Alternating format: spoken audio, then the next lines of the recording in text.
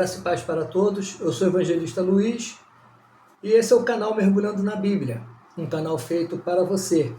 Então eu quero te pedir, deixe o seu like, compartilhe, se inscreva e toque o sininho, porque fazendo isso você estará me ajudando a evangelizar. E hoje nós vamos estar estudando a respeito da lição número 5 da Escola Bíblica Dominical dos Adultos, que tem por tema os inimigos do cristão. A leitura bíblica em classe se encontra na carta aos Romanos, capítulo 6, versículo 11 ao 14, e também no Evangelho de João, capítulo 2, versículo 15 ao 17. Então veja bem, é mais do que normal os crentes falarem a seguinte frase: "Ah, o diabo está furioso comigo." Sim, é verdade. O diabo está furioso com todo aquele que procura fazer a vontade do Senhor. Por quê? Porque uma vez que você aceitou a Cristo como seu Senhor e Salvador, você deixou de servir ao diabo, porque nesse mundo existem dois senhores, o diabo e Deus. Então, uma vez que você aceita Cristo, você deixou de servir ao diabo e passa a fazer a vontade do Deus Todo-Poderoso. E é por isso que ele nos persegue, tentando atrapalhar a nossa caminhada cristã. E não só ele nos persegue, mas também o mundo e a nossa própria carne. Então hoje nós vamos estudar a respeito desses três inimigos do cristão: o diabo, o mundo e a nossa carne. O tópico de número 1. O primeiro inimigo do cristão, o diabo. Subtópico 1. O diabo é real. Se existe uma coisa que o diabo quer que as pessoas pensem, é que ele não existe. Ele gosta que as pessoas pensem que ele não existe. Porque se as pessoas pensarem assim, achando que o diabo não existe, não irá combatê-lo. Porque você não vai combater algo que você acha que não existe. Mas o apóstolo Paulo nos deixou bem claro que o diabo, sim, ele existe, ele é real, ele é verdadeiro. E de como podemos combatê-lo também. Está lá em Efésios capítulo 6, versículo 10, que fala sobre a armadura de Deus. Paulo, inclusive, é bem enfático e diz que o diabo atua nas regiões celestiais. Ao contrário do que muita gente pensa, que o diabo está amarrado. Não, ele não está amarrado. Chegará um dia, sim, em que ele será amarrado e lançado na prisão. Mas isso será antes do milênio. Então ele será amarrado para que aconteça o milênio. Mas hoje em dia, o diabo ele não está amarrado. Ele está bem solto. E pelo contrário, ele está solto e só há uma maneira de fazer com que ele fuja de nós. E que maneira é essa? Essa maneira está na Epístola de Tiago, capítulo 4, versículo 7, que diz assim: "Sujeitai-vos a Deus e resisti ao diabo." E o que vai acontecer? Ele fugirá de vós. Então observe que é uma ação conjunta. Não é somente nos sujeitarmos a Deus, mas também é necessário que nós nos esforcemos e que possamos resistir ao diabo. Por quê? Porque devemos resisti-lo por mais que você procure agradar a Deus. O diabo sempre irá nos atacar. Por mais que nós estejamos fazendo a vontade de Deus, agradando ao Senhor, o diabo ele sempre vai nos atacar. E por isso é tão importante quanto nos aproximarmos de Deus, é resistirmos os prazeres, as tentações e tudo que o diabo possa nos oferecer. Então, irmãos, não adianta somente nos sujeitar ao Senhor e estarmos fracos para aceitar aquilo que o diabo nos oferece. Não. Então nós precisamos estar forte, nos sujeitando ao Senhor e resistindo a tudo isso que o diabo possa nos oferecer. Subtópico de número 2, a descrição de Satanás. Muito diferente de que alguns pensam que Satanás só tem força, a Bíblia mostra que ele também tem poder. E ele também se transforma até em anjo de luz. E ele também fez descer fogo do céu, que está registrado em Jó, capítulo 1, versículo 16. Quando um dos moços, um dos trabalhadores de Jó, vieram até Jó e falaram para ele: olha, Jó, fogo de Deus desceu do céu. É porque no seu entendimento, no entendimento daquele moço, tudo que vinha do céu era de Deus. Mas conhecendo a história de Jó, nós vemos que foi Satanás que fez o fogo descer do céu. E é claro, com permissão de Deus. Então é importante nós atentarmos para isso. Satanás, ele não tem somente força, ele também tem poder.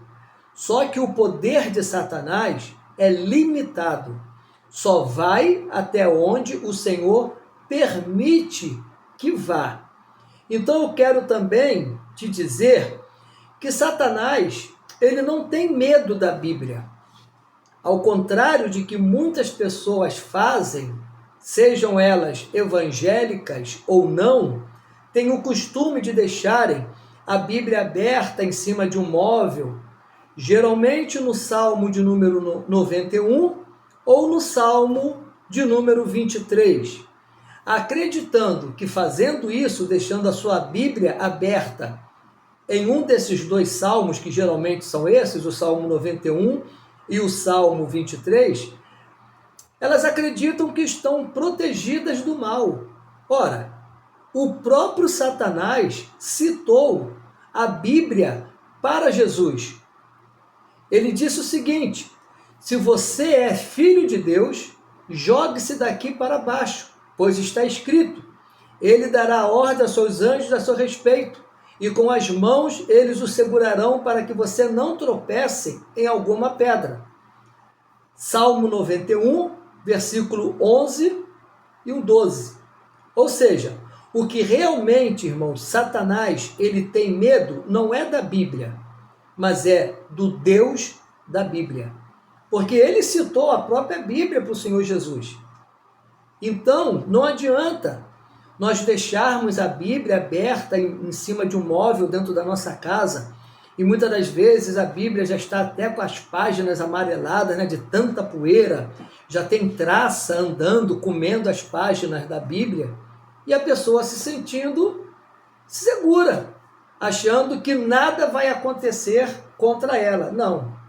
O que nos garante proteção é o Deus da Bíblia. Subtópico de número 3. A identidade do inimigo. Vários nomes fazem jus à sua identidade, mas eu quero falar somente de dois deles, que são Satanás, que significa adversário. E é verdade que algumas pessoas pensam que Satanás é adversário de Deus, que a luta entre Satanás e Deus é ferrenha, que Deus consegue vencer Satanás somente ali nos 45 minutos do segundo tempo. Não é nada disso, irmãos, tá? Não é nada disso. Eu quero te informar que Deus, ele não tem adversário. Talvez você não sabia disso. Mas o Senhor Deus, ele não tem adversário. Não existe adversário para o nosso Deus. Por quê? Uma pessoa, para ter um adversário, esse adversário precisa ser quase igual ao outro. Para quê? Para que a luta seja de igual para igual. Mas veja o que o Salmo de número 113, versículo 5, parte A, nos diz. Quem é semelhante ao Senhor nosso Deus. Ou seja, não existe ninguém semelhante, ninguém que se aproxime, ninguém igual ao nosso Deus, para poder ser o seu adversário. Então, Deus não tem nenhum adversário. E nós podemos ver também que em todas as situações em que Satanás atuou, que Deus precisou intervir, Deus enviou um anjo. Ou seja, Deus nem precisou entrar na luta. Quando Daniel estava ali na Babilônia, e ele estava naquela oração de 21 dias para receber a revelação da parte do Senhor, a Bíblia diz que o anjo Gabriel, ele sai do céu para poder trazer a resposta para Daniel. Só que a Bíblia também diz que o príncipe da Pérsia, ou seja, Satanás, está falando aqui de Satanás, ele trava uma batalha na atmosfera, na região celeste, onde ele atua com seus demônios, para que não deixasse Gabriel trazer a mensagem para Daniel. Então Gabriel vai e pede ajuda a Deus? Não, ele pede ajuda a Miguel. Então veja que Deus envia Miguel, Miguel abre passagem na batalha contra Satanás, que é o príncipe da Pérsia, que o texto está dizendo, e abre caminho para que Gabriel possa descer e trazer a mensagem, a resposta à oração de Daniel. Então veja, Deus nem precisou mover um dedo nessa batalha contra o diabo. E outra situação também. Lá em Judas vai dizer que Satanás tentou pegar o corpo de Moisés, depois que Moisés tinha morrido. E quem veio batalhar contra Satanás? Novamente, o arcanjo Miguel, ao qual ele olha para Satanás e diz: o Senhor te repreenda. Mais uma vez, Deus não precisou intervir pessoalmente contra o diabo. Ele enviou mais uma vez o arcanjo Miguel. E está aí mais uma prova de que o nosso Deus não tem adversário para ele. O tópico de número 2. O segundo inimigo do cristão, a carne. Já vimos o primeiro inimigo, que é o diabo, e agora nós vamos ver o nosso segundo inimigo. Subtópico primeiro, conceito bíblico de carne. O Senhor Jesus, ele mesmo falou em Mateus capítulo 26, versículo 41, vigiai e orai, para que não entreis em tentação. Na verdade, o espírito está pronto, mas a carne é fraca. Esse espírito que Jesus está se referindo, dizendo que está pronto, não é o Espírito Santo. Por quê? Porque Jesus diz que o espírito está pronto. E está pronto é algo que é feito, é algo que é realizado. E o Espírito Santo, ele não foi feito por ninguém. O Espírito Santo, ele não foi feito. Por quê? Porque ele é o próprio Deus. O Espírito Santo existe por si só. Ele não tem começo e nem tem fim, porque ele é o próprio Deus. Então veja, mas afinal, que espírito é esse que Jesus está dizendo? Que ele está pronto. É quando aceitamos a Cristo, a nossa mente e o nosso coração estão dispostos a resistirem às provações do dia a dia. Isso é, o nosso espírito humano. Quando nós aceitamos Jesus como nosso Senhor e Salvador, o nosso espírito humano, ele está disposto a resistir às tentações, a resistir às provações, a fazer a vontade do nosso Deus. Por isso que Jesus falou que o espírito está pronto, ou seja, o espírito está pronto para me servir.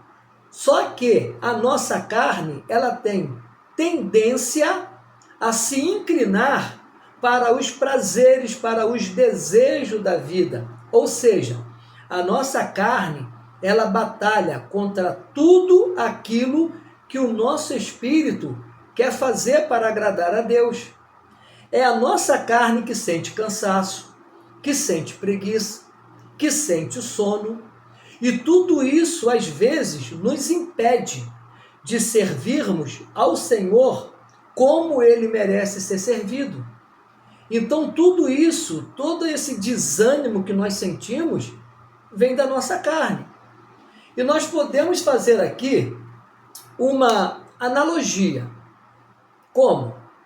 Em que a carne é um cachorrinho pincher e o espírito é um pitbull, tá? Então nós vamos fazer essa analogia. A nossa carne é um pincher, aquele cachorrinho pequenininho, de porte pequeno, e o nosso espírito é o pitbull, um cachorro forte, né? Um cachorro que briga. E naturalmente, numa briga entre um pitbull e um pincher, é claro que quem vai levar vantagem, quem que vai ganhar essa briga? É claro que é o pitbull. O pitbull levaria vantagem sobre o pincher. Só que, se o pincher estiver bem alimentado e o pitbull, há tempos que não come, estiver fraquinho, o que vai acontecer? Quem vai ganhar a briga vai ser o pincher. Por quê? Porque o pincher, apesar dele ser pequeno, uma estatura pequena, ele está alimentado, ele está fortalecido, ele está com energia. E o pitbull, apesar de ser um cão em algumas maneiras, né, um cão forte, um cão feroz, se ele tiver com fome há muito tempo sem se alimentar, ele vai estar fraco. E ele não vai conseguir, porque ele vai estar sem energia, e ele não vai ter força para batalhar contra um cachorro de menor estatura, de um menor porte do que ele. E ele vai perder. Então, com essa analogia, o que eu quero dizer? Nós temos duas naturezas, irmãos. A carne, que tem a tendência a se inclinar para as coisas do mundo, e o espírito, que quer servir e fazer a vontade de Deus.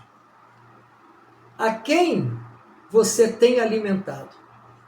Você tem alimentado mais a carne ou você tem alimentado mais o seu espírito? E de repente você possa estar se perguntando: como que eu posso alimentar o espírito? E aqui está a resposta: vigilância e oração. Veja o que Jesus falou: vigiai e orai. Então vigilância tem que vir primeiro, porque não adianta nada. Existem muitas pessoas que infelizmente ora, mas não vigia. E acaba perdendo tudo aquilo que ela poderia adquirir, conquistar com a oração.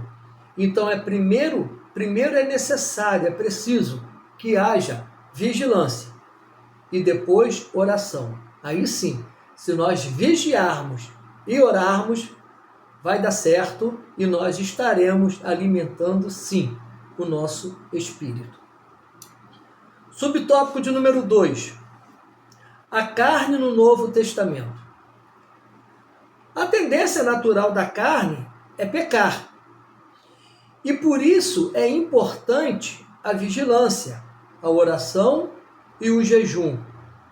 O jejum é uma maneira de mortificar os desejos da carne e, ao mesmo tempo, fortalecer o nosso espírito. Enquanto estivermos, irmãos, neste mundo, estaremos sujeitos à natureza adâmica, ou seja, à natureza pecaminosa. Porque a vontade da carne é não fazer a vontade de Deus. E uma coisa que a carne sabe usar muito bem é o ego. É o homem se achar que ele se basta. É o homem se achar no centro do universo. É o homem se achar que ele é o mais importante de tudo que possa existir. é o homem achar que não precisa de Deus. É confiar em si próprio. Jeremias, capítulo 17, versículo 5, nos diz assim a palavra do Senhor. Assim diz o Senhor, maldito o homem que confia no homem, e faz da carne o seu braço, e aparta o seu coração do Senhor. Eu quero aqui deixar uma observação importante nesse versículo de Jeremias, capítulo 17, versículo 5, que algumas pessoas têm confundido esse versículo. Algumas pessoas falam assim, a Bíblia diz, maldito o homem que confia no outro homem. Então eu não posso confiar em ninguém. A Bíblia mesmo diz para não confiar em ninguém. Irmãos, não é assim que está no versículo. O versículo diz, maldito o homem que confia no homem. Ou seja, maldito todo aquele que confia em si próprio. Maldito é todo aquele que faz da carne o seu braço. Ou seja, acha que ele é forte, acha que ele pode tudo, acha que ele é o centro do universo e aparta, ou seja, coloca o coração dele longe do Senhor. Esse homem é maldito. Por quê? Porque ele é louco, ele é um nécio, ele não sabe de nada. A própria Bíblia, o próprio Senhor Jesus diz isso, sem mim nada podeis fazer. Então esse texto de Jeremias fala sobre isso, tá? Não está dizendo para você não confiar nas pessoas, não. Eu tenho que confiar no meu irmão, eu tenho que confiar nas pessoas. Imagina eu ficar desconfiando do meu irmão, eu ficar desconfiando das pessoas. Não. Enquanto as pessoas não demonstrarem para mim que não são dignas da minha confiança, eu tenho sim que confiar nas pessoas. Eu não posso confiar em mim mesmo a ponto de me esquecer do meu Deus, que pode tudo. E como João disse, que eu diminua e que ele cresça. Subtópico de número 3. A perspectiva doutrinária da palavra carne.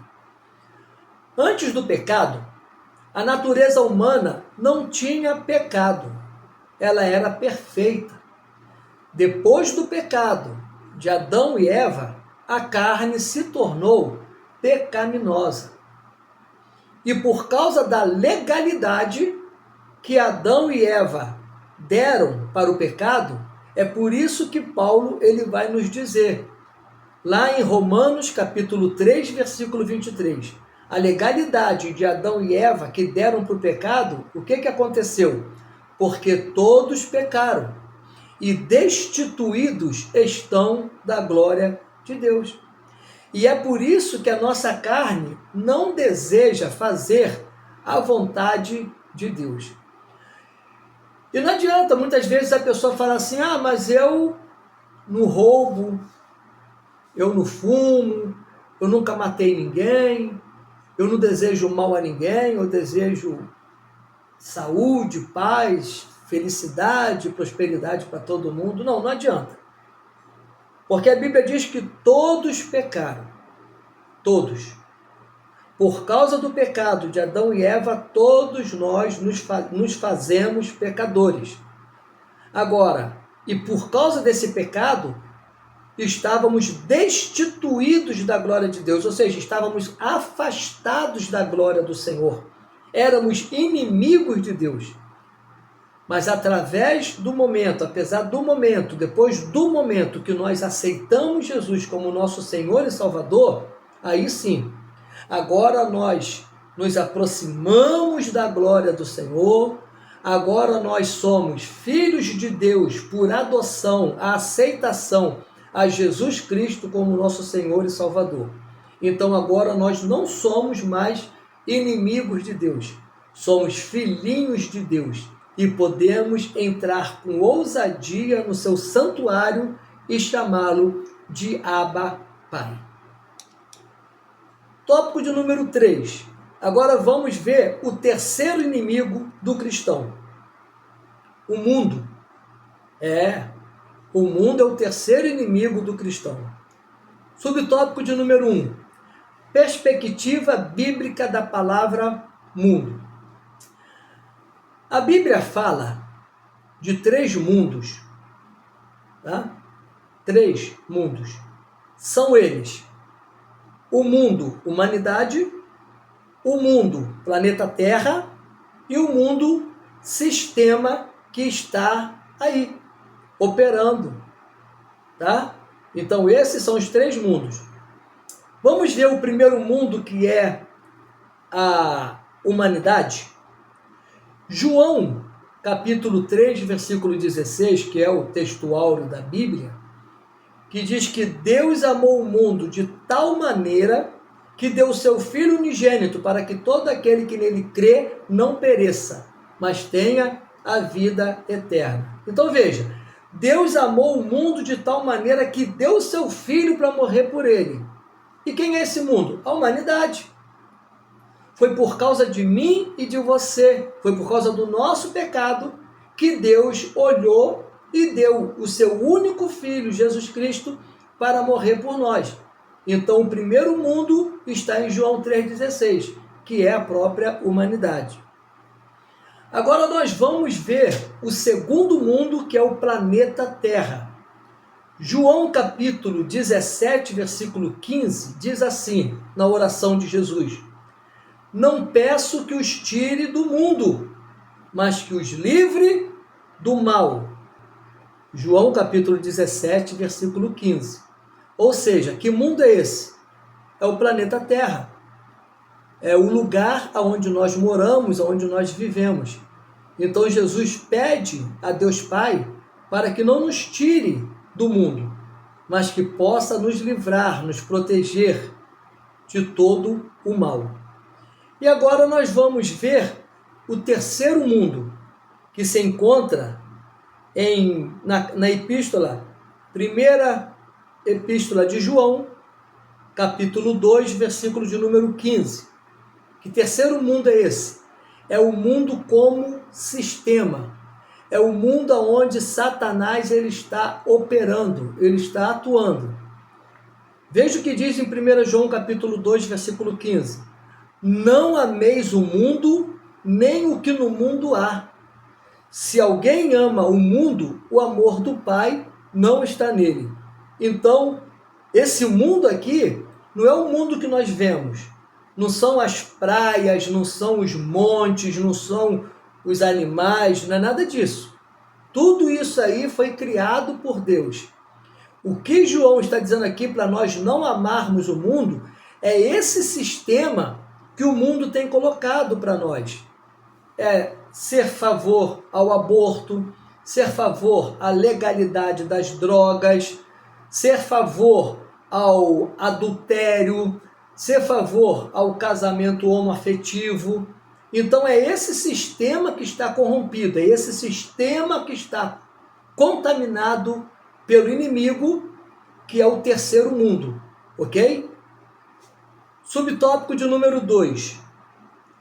3 níveis de vícios infames. A concupiscência da carne. O que é isso? É tudo aquilo que é dominado pelo pecado. Ora, as obras da carne são manifestas: imoralidade sexual, impureza e libertinagem, idolatria, feitiçaria, ódio, discórdia, ciúmes, ira, egoísmo, dissensões, facções e inveja, embriaguez, orgias e coisas semelhantes. Está em Gálatas capítulo 5, do versículo 19 ao 21. Tudo isso é a concupiscência da carne. É tudo isso que a carne almeja, tudo isso aqui a carne quer fazer, ela sente vontade de fazer. Tudo isso aqui que está em Gálatas capítulo 19, versículo 21.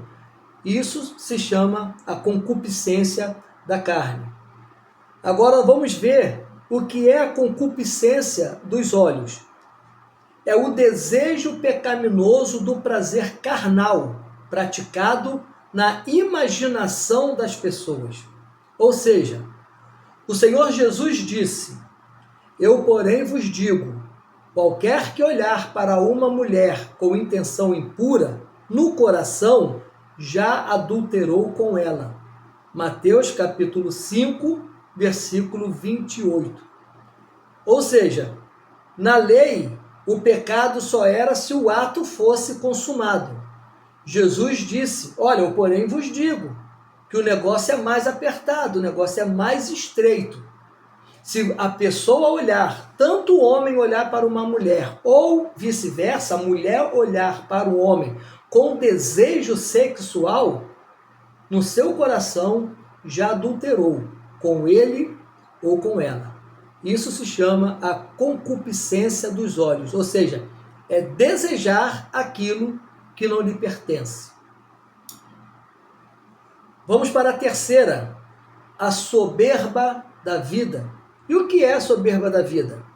É a atitude arrogante e orgulhosa que algumas pessoas têm em relação à sua própria vida, confiando novamente em suas próprias habilidades e conquista, sem reconhecer a dependência de Deus.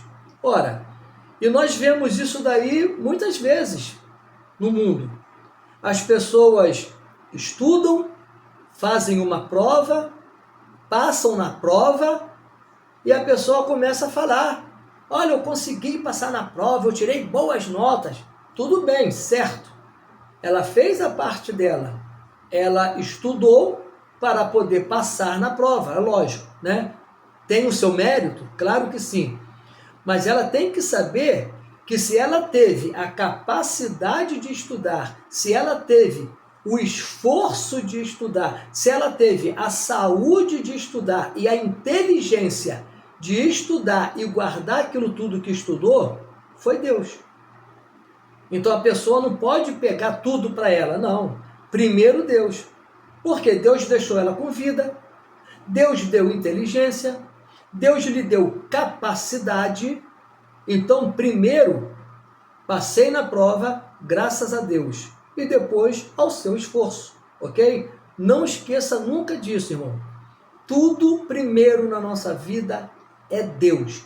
Não esqueça de mandar a glória para o Senhor. E novamente, Jeremias, capítulo 17, versículo 5, se encaixa muito bem aqui na soberba da vida. Maldito o homem que confia no homem e faz da carne o seu braço e aparta o seu coração do Senhor.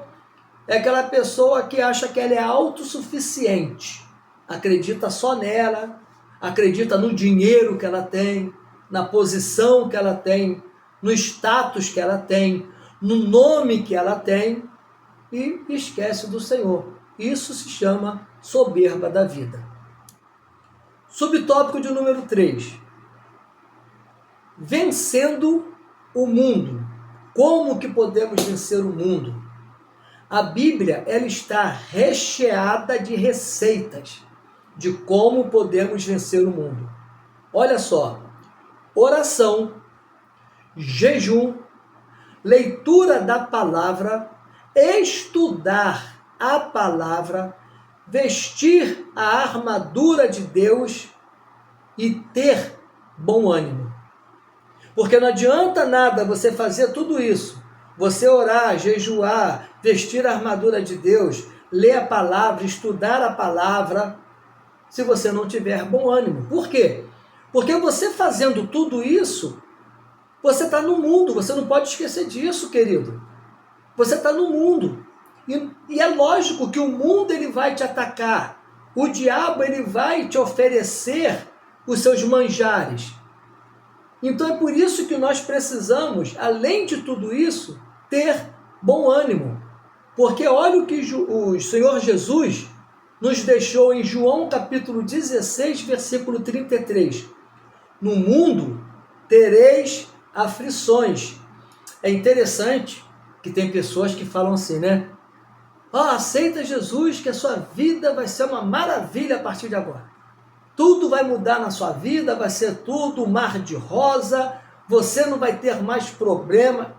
Não acredite nesse evangelho. Esse evangelho de facilidade, não acredite. O próprio Jesus falou, no mundo tereis aflições. mas tem de bom ânimo. Por quê? Porque eu venci o mundo. Eu lhes disse essas coisas para que em mim tenham paz. Neste mundo vocês terão aflições, contudo, tenham ânimo. Eu venci o mundo. Então não acredite nesse evangelho de facilidade, nesse evangelho que estão pregando por aí de água com açúcar, entendeu? Um evangelho que te dá tudo, que você pode tudo, que você é mais do que vitorioso, que você nasceu para vencer, que você não nasceu para perder. Não acredite nesse evangelho. É claro que nós somos mais do que vitoriosos, mas em quem? Em Cristo Jesus. Por que somos mais do que vitoriosos? Porque a partir do momento que nós aceitamos Cristo como nosso Salvador, nós vencemos a carne, nós vencemos o diabo, nós vencemos o mundo. Porque temos Cristo conosco. Não é dizer que somos mais do que vitoriosos, porque nós somos bonzão, porque nós somos melhores que as pessoas. Não. Nós somos mais do que vitoriosos por causa disso. E o mais importante, a morte não tem mais poder sobre nós. Amém? Espero que essa aula tenha edificado a sua vida. E eu te espero na aula de número 6, se a trombeta não soar até lá.